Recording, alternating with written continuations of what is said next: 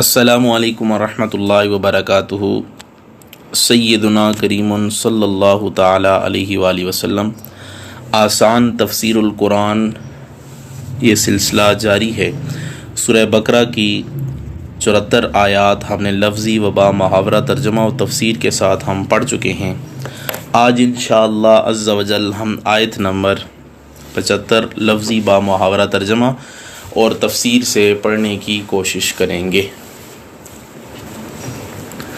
تو آئیں آج کا سبق شروع کرتے ہیں۔ سب سے پہلے تلاوت سماعت فرماتے ہیں۔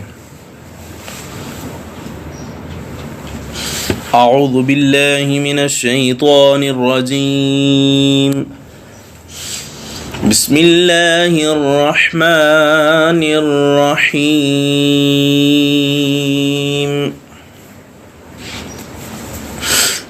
أفتطمعون أن يؤمنوا لكم وقد كان فريق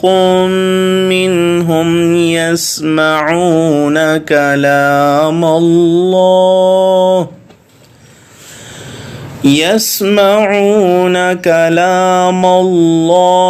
ثم يحرفونه من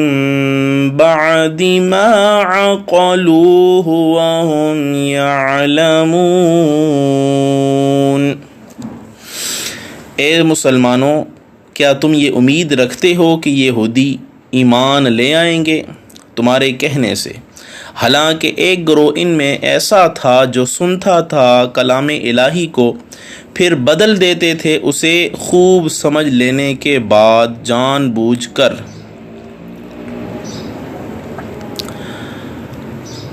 اب یہاں پہ با محاورہ ترجمہ کرتے ہیں۔ افتطمعون، کیا تم امید رکھتے ہو، ان کہ یؤمنو وہ ایمان لے آئیں گے، لکم تمہارے کہنے سے، وقد کان حالانکہ تھا، فریقن ایک گروہ منہم ان سے، یسمعون سنتا تھا، کلام اللہ کلام الہی کو، ثم پھر یحرفونہ وہ بدل دیتے تھے اسے، من بعدی اس کے بعد، ما عقلوہ جو انہوں نے سمجھ لیا یعنی سمجھنے کے بعد، وہم یعلمون اور وہ جانتے تھے یعنی جان بوجھ کر۔ اب اس آیت کا پچھلی آیت سے کیا تعلق ہے، سب سے پہلے یہ جاننے کی کوشش کریں گے۔ اس آیت کا پچھلی آیت سے چند طرح سے تعلق ہے۔ پہلا تعلق اس سے پہلے گزشتہ یہودیوں کی سرکشی اور نافرمانی کا ذکر کیا گیا تھا، اب موجودہ یہودیوں کی حالت کا ذکر کیا جا رہا ہے۔ دوسرا تعلق اس سے پہلے اسرائیلیوں سے خطاب تھا اور ان کو اسلام لانے کی رغبت دی گئی تھی، اب مسلمانوں کو خطاب کر کے فرمایا گیا ہے کہ یہ لوگ ایمان نہ لائیں گے، فقط حجت ختم کرنے کے لیے ان کو دلائل سنا دیے گئے۔ تیسرا تعلق یہ ہے کہ اس سے پہلے بتایا گیا کہ اسرائیلیوں نے پیغمبروں کے اعلیٰ معجزات دیکھ کر بھی سرکشی کی، اب فرمایا جا رہا ہے کہ اے مسلمانوں، ایسی قوم کیا صرف تمہارے دلائل سن کر ایمان لائیں گے؟ تم ان کی مخالفت پر رنج و غم نہ کرو، کیونکہ یہ ان کی حرکتوں کے یا یہ اسی حرکتوں کے جو ہے وہ عادی ہو چکے ہیں، یہ حرکتیں ان کی فطرت میں رچ بس چکی ہیں۔ اب دوسرا یہ بھی بتایا جا رہا ہے کہ نبی اکرم صلی اللہ علیہ وسلم اور صحابہ کرام رضوان اللہ تعالی علیہم اجمعین یہود کے ایمان کی شدید تمنا رکھتے تھے تاکہ ان کی اگلی نسلیں بھی ایمان والی آئیں اور اسلام کو قوت اور فوقیت حاصل ہو، دنیا میں پھیلے اور اس طرح اسلام کو قوت ملے۔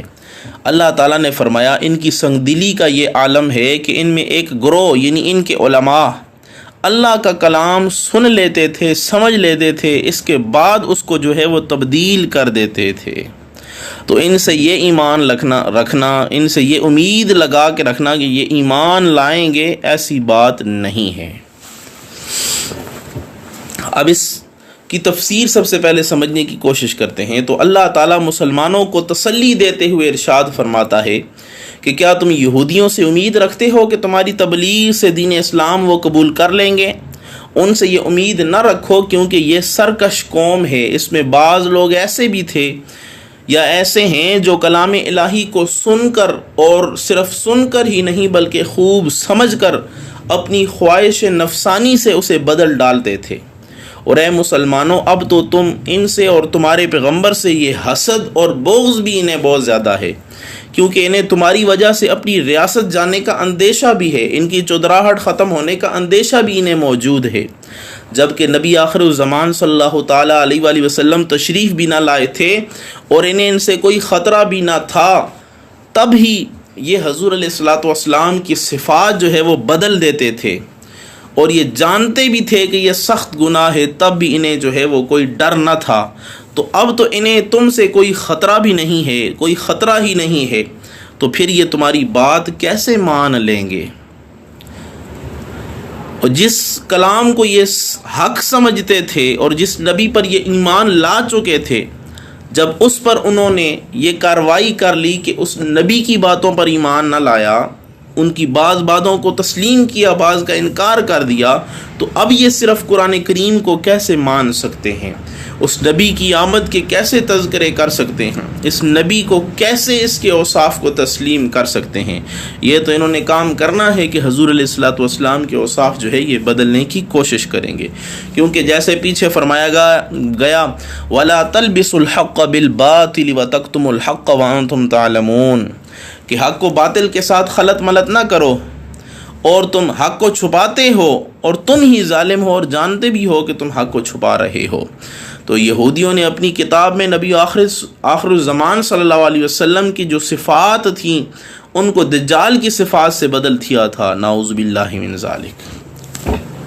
تو یہ کیسے آج کے دور میں حضور علیہ الصلوۃ والسلام کی صفات کو تسلیم کر سکتے ہیں؟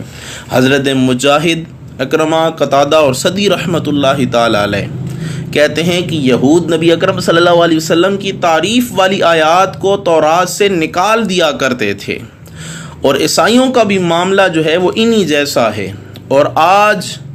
چرچ آف انگلینڈ کو یہ اختیار حاصل ہے کہ وہ بائبل کے جس حصے کو چاہیں اس سے نکال سکتا ہے،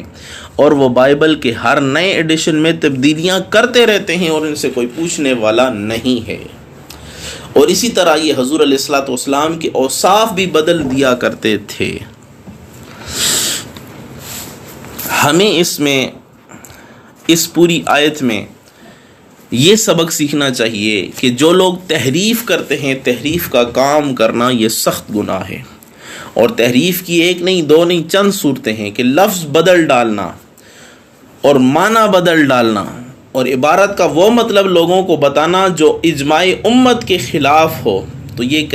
کلام الہی کی تعریف ہے، اور ایسا کرنا جو ہے وہ کفر ہے۔ جس طرح قادیانیوں نے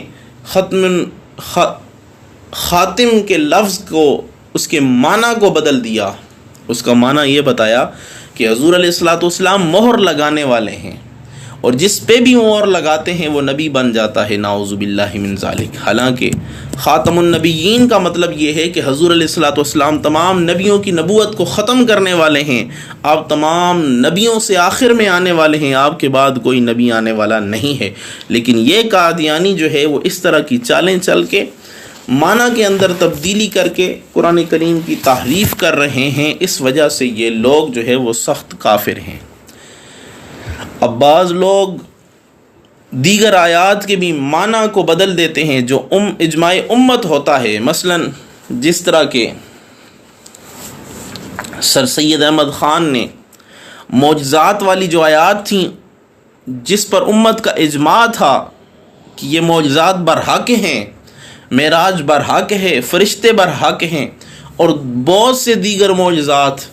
تو سر سید احمد خان نے بہت سارے معجزات کا انکار کر دیا، جو چیز اس کے عقل میں نہ آئی اس کا انکار کرتا رہا۔ تو یہ بھی جو ہے وہ اجماع امت کے خلاف اس نے جو ہے یہ معنی بدل کے تبدیل کیا۔ تو ایسی تحریف کرنا جو ہے وہ انسان کو اسلام کے دائرے سے جو ہے وہ باہر نکال دیتا ہے۔ اب اس پوری آیت سے ہمیں کیا فوائد حاصل ہوتے ہیں اس کی طرف چلتے ہیں۔ پہلا فائدہ یہ حاصل ہوا کہ ضدی عالم جو ہے وہ منصف جاہل سے بدرجہ بدتر ہے، کیونکہ ایک جاہل انسان جو انصاف کرنے والا ہے، دوسری طرف ضدی عالم ہے، تو وہ ضدی عالم جو ہے وہ جاہل انصاف کرنے والے سے بدتر اس وجہ سے ہے کہ وہ اپنی انا کو بچائے گا، وہ جو عالم ہے ضدی، وہ اپنی ضد میں اڑ جائے گا کہ کہیں میری بے عزتی نہ ہو جائے، حق کو جو ہے وہ جھٹلا دے گا، کیونکہ اس جاہل کہ ایمان کی امید تو ہے مگر اس عالم کے ایمان کی امید نہیں ہے۔ اس لیے فی زمانہ مناظرے فائدہ مند نہیں ہوتے، کیونکہ وہاں آبرو اور ضد کا سوال ہوتا ہے، وہاں حق کا سوال نہیں ہوتا۔ اگر حق کا سوال ہوتا، دو بندے مناظرہ کرتے تو جو چیز حق ہوتی اسے دوسرا بندہ یا فریق مخالف تسلیم کر لیتا، لیکن وہ تسلیم نہیں کرتا، یہ صرف ضد اور آبرو کی وجہ سے ہوتا ہے۔ دوسرا فائدہ یہ ہے کہ کوئی شخص اپنے علم اور معرفت اور یقین بلکہ رب کی ہم کلامی کے باوجود ایمان نہیں پا سکتا جب تک کہ رحمت الہی شامل حال نہ ہو۔ ابلیس نے رب سے کلام بارہا کیا تھا مگر مردود ہو گیا، بلکہ عالم انوار دیکھ کر ملائکہ میں رہ کر مومن نہ رہا۔ وجہ یہی تھی کہ اس کے اندر جو ہے وہ ایک ضد تھی، اس کے اندر جو ہے وہ ایک آبرو کی چنگاری اڑ رہی تھی، یا انا تھی جو کہتا تھا کہ انا خیر منہ، کہ میں اس سے بہتر ہوں۔ جس طرح کہ اس نے جو ہے وہ حضرت آدم علیہ السلام کو حقیر جانا تو مردود ہوا اور ہمیشہ کے لیے ابلیس یعنی اللہ کی رحمت سے محروم ہو گیا۔ تیسرا فائدہ یہ ہے کہ دین کو بدلنا، اس میں بری بدعتیں ایجاد کرنا بھی ایسی وعید میں داخل ہے، کیونکہ یہ بھی دین کے معنوی تعریف ہے۔ اور چوتھا فائدہ یہ ہے کہ تبلیغ احکام ہمیشہ اور ہر شخص کو کرنی چاہیے، اور لوگوں کے انکار پر رنج و غم نہیں کرنا چاہیے۔ اور اللہ تعالیٰ نے یہود کے ایمان سے مسلمانوں کو مایوس تو کر دیا مگر تبلیغ سے جو ہے وہ نہ روکا کہ آپ غیر مسلموں کو تبلیغ کرتے رہیں، اگر وہ مان گئے تو آپ کو دوہرا ثواب ملے گا، ایک تبلیغ کا اور ایک ان کا ایمان لانے کا، اور اگر وہ ایمان نہ بھی لے کر آئیں تو تب بھی آپ کو تبلیغ کا ثواب ضرور ملے گا۔ آج مسلمانوں کو بھی چاہیے کہ مسلمانوں کو خیر خواہی کی باتیں بتاتے رہیں، اگر کوئی مان جاتا ہے تو دوہرا ثواب ہے، ایک نیکی کی بات بتانے کا، دوسرا اس کے عمل کرنے کا۔ اگر کوئی نیکی کی بات نہیں مانتا تب بھی اس کو بات بتانے کا ثواب جو ہے وہ ضرور خالق کائنات کی بارگاہ سے ملتا رہے گا۔ اللہ سے دعا ہے اللہ تعالی ہم سب کو اس آیہ مبارکہ کو صحیح طرح سمجھنے کی توفیق عطا فرمائے، آمین برحمتک یا ارحم الراحمین۔